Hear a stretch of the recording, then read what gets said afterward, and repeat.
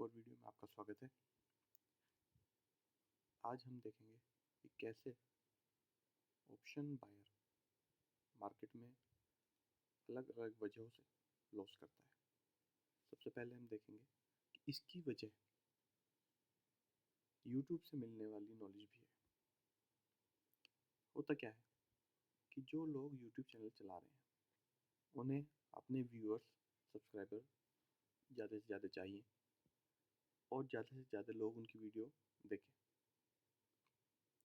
इसमें क्या होता है कि ज़्यादातर लोग चाहते हैं कि उन्हें बनी बनाई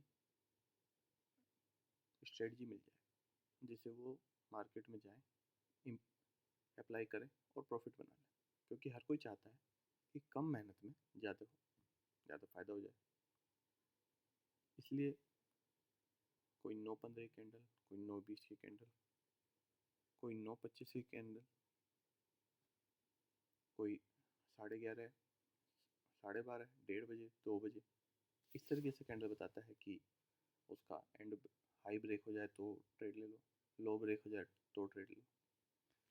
अब आप एक बात बताइए, जैसे हमारी दुनिया है और इंसान ये मानता है कि उस दुनिया को एक शक्ति चलाती है जो हमसे ऊपर है, उसे हम विभिन्न धर्मों में अलग अलग नाम से जानते हैं। अगर उससे हम थोड़ा शेयर मार्केट को उस रेफरेंस से समझने की कोशिश करें तो शेयर मार्केट में अलग अलग सेगमेंट है। उसमें से एक सेगमेंट है ऑप्शन। तो ऑप्शन का जो सेगमेंट है इसे भी कुछ लोग चलाते हैं, कुछ लोग ये इंस्टीट्यूट चलाते हैं का मतलब कि जिनके पास इतना पैसा है कि वो जिस डायरेक्शन में चाहें इस डायरेक्शन को उस डायरेक्शन में मूव कर सकें।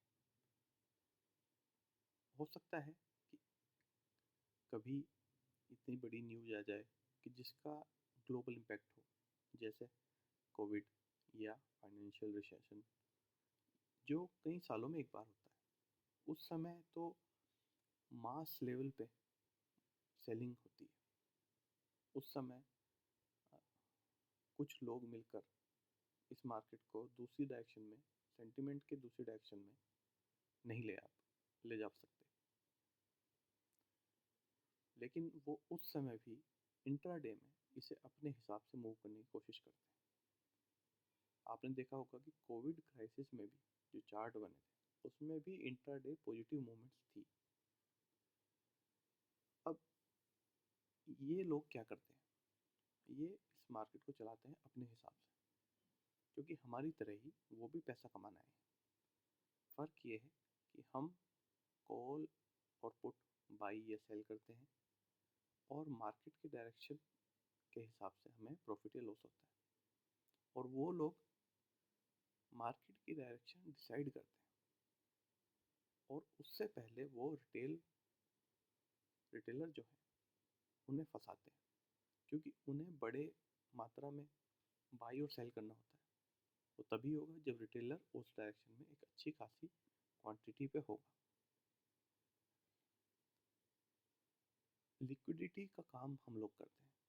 जो छोटी मछलियां हैं वो लिक्विडिटी का काम करते हैं। जैसे आप देखेंगे कि जो मछुआरा होता है वो जब जाल फेंकता है, वो जाल फेंकते ही पहली मछली फंसते ही जाल नहीं खींचता।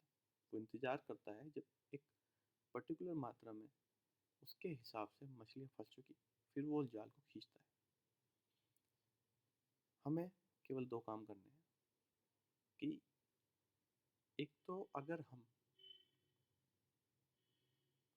पेशेंस रख के केवल ये देखें कि वो किस समय जाल खींच रहा है, उस समय ही हम उस की तरह ही कुछ प्रॉफिट पकड़ने की कोशिश करें, मतलब उस डायरेक्शन में बैठने की कोशिश करें जब वो एक बड़ा मूव लाने की तैयारी में हो।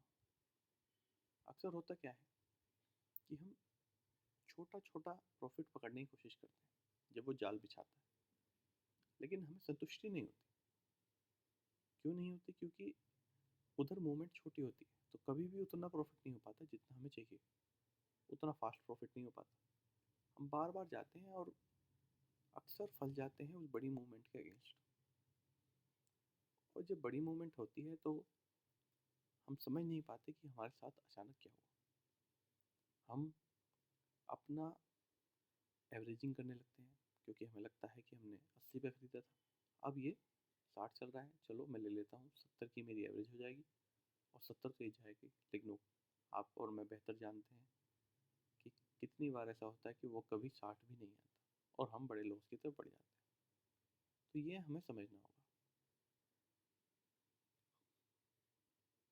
जो यूट्यूब पे वीडियो बना रहे हैं वो एक दिन पहले बताते हैं कल ऐसा हो जाएगा, कल वैसा हो जाएगा।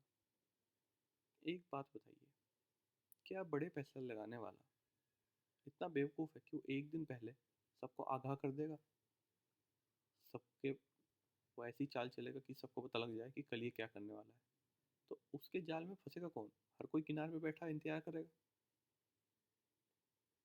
तो ऐसा नहीं होता। मार्केट में चल रही मूवमेंट को देखकर ही हम एक हद तक अंदाजा लगा सकते हैं कि क्या होने वाला है। तो इसको हमें समझना होगा।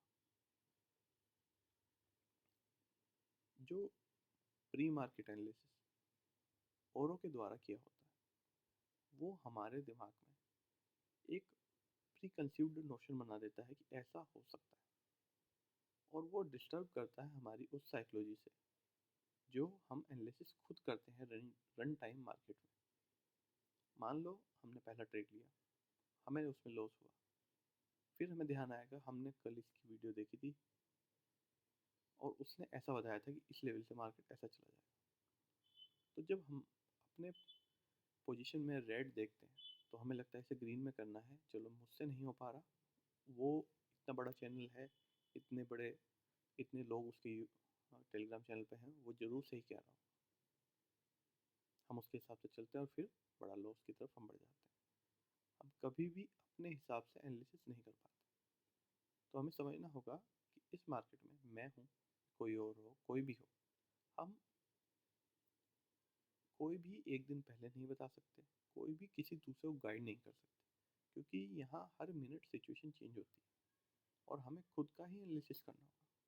हमें बचना होगा ऐसे लोगों से जो व्यू बढ़ाने के लिए या अपने सब्सक्रिप्शन बढ़ाने के लिए ऐसी चीज़ें देते हैं जो लॉन्ग टर्म में हमारे लिए नुकसानदायक है। वरना यूट्यूब पे इतने लोग बता रहे हैं और इस तरीके से बताते हैं कल मार्केट फटेगा, कल मार्केट ये होगा या ये हो जाएगा। क्या इस तरीके से चलेगी चीज़ें कि सबको पहले ही पता चल जाए? तो मेरे कहने का मतलब है कि हमें खुद से ही एनालिसिस करना होगा। जिस समय मार्केट चल रहा हो, कोई बहुत ही बड़ा ग्लोबल न्यूज़ हो, तो भी हमें देखना होगा कि वो जाल किधर फेंका जा रहा है और उस जाल में कौन फंसने वाला है। अब आप देखिए, कई बार हमने देखा है कि मार्केट कंप्लीट रिवर्सल कर जाता है। अब देखिए, इतना बड़ा पॉजिटिव मोमेंटम हुआ, यहाँ गिरावट आई, लोग कह रहे हैं कि प्रॉफिट बुकिंग आ गई, प्रॉफिट बुकिंग आ गई, ऐसा हो गया।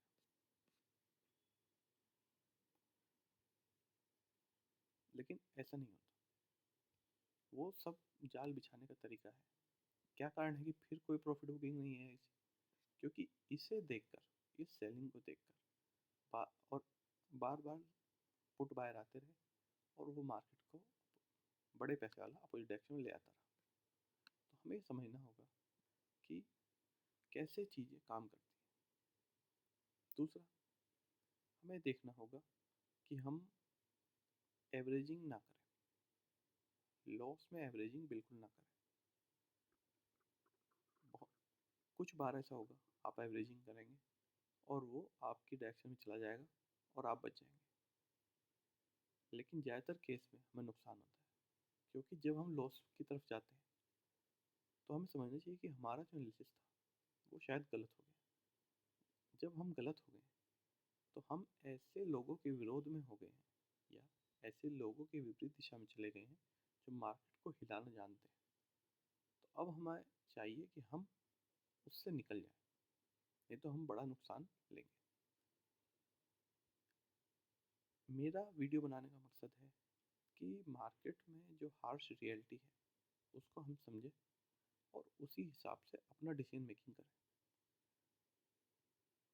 अगले वीडियो में कुछ अन्य एक्सपीरियंस के साथ मैं आपसे जुड़ूंगा। आपके कोई सुझाव हो तो कमेंट बॉक्स में आप मुझे बता सकते हैं। धन्यवाद।